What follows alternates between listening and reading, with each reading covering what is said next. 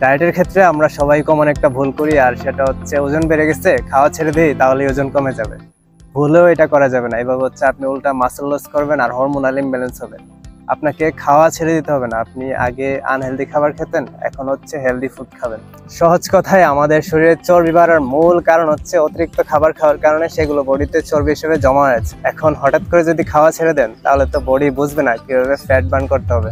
এই জন্য প্রথমে আপনাকে গুড ফ্যাট খেতে হবে। গুড ফ্যাট খাওয়ার মাধ্যমে বডি আসলে ফ্যাট বার্ন করা শিখবে। কোকোনাট অয়েল, ডিমের কুসুম, ঘি, বাদাম, সামুদ্রিক মাছের তেল, এগুলা খুবই ভালো ফ্যাট, এগুলা খেতে পারেন। শুধুমাত্র ইনফ্লেমেশন বা প্রদাহের কারণে আমাদের শরীরে 60-এর অধিক জটিল রোগ হতে পারে। এজন্য ডায়েটের সাথে অবশ্যই অ্যান্টি ইনফ্লেমেটরি কিছু ফুড রাখতে হবে। আমাদের ওজন বাড়ার সাথে সাথে শরীরে প্রদাহ বাড়ে আর হচ্ছে লিভারে কিছু ফ্যাট জমে, যেগুলো আসলে ওজন কমাতে বাধা দেয়। এজন্য দেখবেন ডায়েট ছাড়ার 7 দিন পরে ওজন আবার আগের জায়গায়, তার মানে আপনার শরীর থেকে ওজন কমেই নাই, শুধুমাত্র পানি কমেছিল। আর এই ইনফ্লেমেশন কমানোর জন্য কারকুমার এই অর্গানিক টার্মারিকটা হচ্ছে সবচেয়ে বেস্ট। টার্মারিকের যে কারকুমিন থাকে এর চেয়ে ভালো অ্যান্টি ইনফ্লেমেটরি ফুড কিছু হয় না।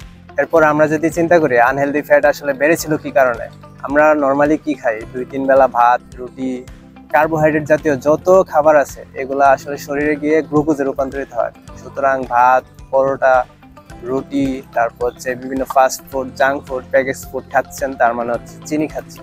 আমাদের সেলে নির্দিষ্ট পরিমাণ গ্লুকোজ অ্যাবজর্ব করতে পারে। এর বেশি যখন আপনি খাচ্ছেন সেগুলো আসলে আমাদের পেটে, লিভারে বা হার্টের পাশে গিয়ে জমছে ফ্যাট আকারে। ওজন কমাতে গেলে অবশ্যই আপনাকে অতিরিক্ত কার্বোহাইড্রেট জাতীয় যত খাবার আছে আর সুগারি যত খাবার আছে এগুলো খাওয়া বন্ধ করতে হবে। আর সবচেয়ে ভয়াবহ ব্যাপার হচ্ছে অতিরিক্ত ইনফ্লেমেশন তৈরি করে এমন একটা খাবার আমরা রেগুলার খাই, আর সেটা হচ্ছে সয়াবিন তেল। এই সয়াবিন তেল খাওয়া বাদ দিতে হবে। আপনি হচ্ছে গুড ফ্যাট হিসেবে কোকোনাট অয়েল খেতে পারেন, আর অ্যান্টি ইনফ্লেমেটরি ফুড হিসেবে টার্মারিক খেতে পারেন। এছাড়া মেটাবলিজমে হেল্প করতে, ডাইজেশনে হেল্প করতে আপেল সিডার ভিনেগার খেতে পারেন। এইগুলা খাবেন আর সাথে হচ্ছে এই খাবারগুলো মেনটেন করবেন, তাহলেই বেস্ট রেজাল্ট পাবেন। নানু বাড়িতে আপনার প্রয়োজনীয় ডায়েটের সকল প্রোডাক্টগুলো পেয়ে যাবেন বেস্ট প্রাইসে।